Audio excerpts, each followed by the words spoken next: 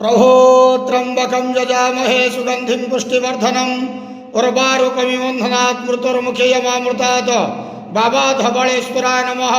दीपं यदि परं ब्रह्म दीपं यदि जनार्दनः दीपहरत मे पापो पूजा दीप नमस्तुते।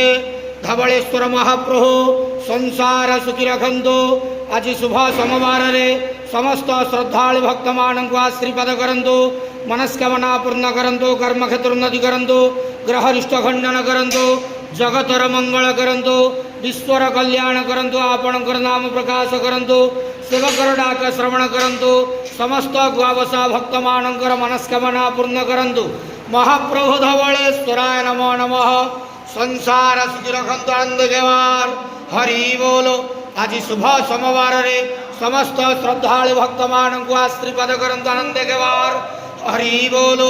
बाबा धवळेश्वराय नमो नमः।